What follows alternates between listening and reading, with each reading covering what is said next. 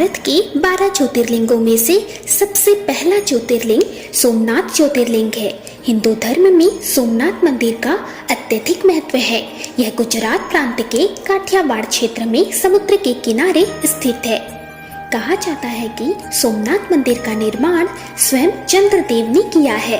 दोस्तों, स्वयं चंद्रदेव ने आखिर इस मंदिर का निर्माण कैसे किया होगा, आज हम इस वीडियो के माध्यम से इसके पीछे की कहानी के बारे में जानेंगे। तो चलिए शुरू करते हैं। इस मंदिर को लेकर एक पौराणिक कथा प्रचलित है। पुराणों के अनुसार दक्ष प्रजापति की 27 कन्याएं थी। इन सभी का विवाह चंद्रदेव के साथ हुआ था, लेकिन चंद्रमा का प्रेम केवल रोड़ी के लिए ही रहता था। यह देखकर दक्ष प्रजापति की अन्य कन्याएं बेहद दुखी रहने लगी। उन्होंने अपनी व्यथा अपने पिता से कही। दक्ष ने चंद्रमा को हर तरह से समझाने की कोशिश की, लेकिन चंद्रमा रोहिणी से बेहद प्रेम करते थे। ऐसे में उन पर किसी के समझाने का कोई प्रभाव नहीं पड़ा। यह देखकर दक्ष को बेहद क्रोध आया और उन्होंने चंद्रमा को क्षय रोग से ग्रसित हो जाने का श्राप दे दिया। इस श्राप के चलते चंद्रदेव क्षय रोग से ग्रसित हो गए। ऐसा होने से पृथ्वी पर सारा कार्य रुक गया। हर जगह त्राही त्राही का माहौल था। चंद्रमा बेहद दुखी रहने लगे थे। उनकी प्रार्थना सुन सभी देव और ऋषिगण ब्रह्मा जी के पास गए।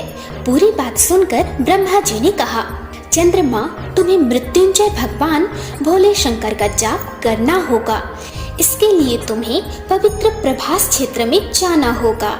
ब्रह्मदेव ने जैसा कहा चंद्रदेव ने वैसा ही किया।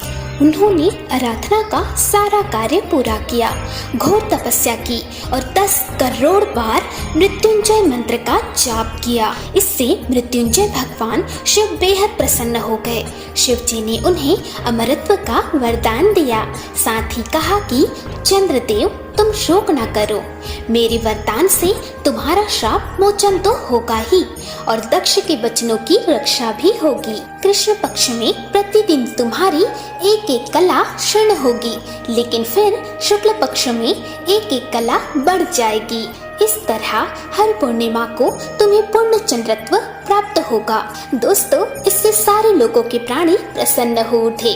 सुधाकर चंद्रदेव फिर से 10 दिशाओं में सुधा वर्षण का कार्य करने लगे।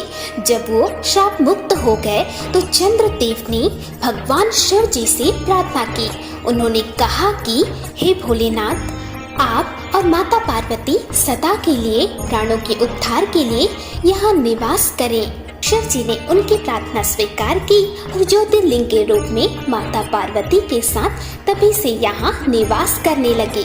पावन प्रभास क्षेत्र में स्थित इस सोमनाथ ज्योतिर्लिंग की महिमा विस्तार से महाभारत, श्रीमद् भगवद गीता तथा स्कंद पुराण आदि में वर्णित की गई है। चंद्रमा को सोम भी कहा जाता है। उन्होंने यहाँ पर शिव शंकर को अपना नाथ स्वामी मानकर तपस्या की थी, इसलिए इस ज्योतिर्लिंग को सोमनाथ कहा जाता है।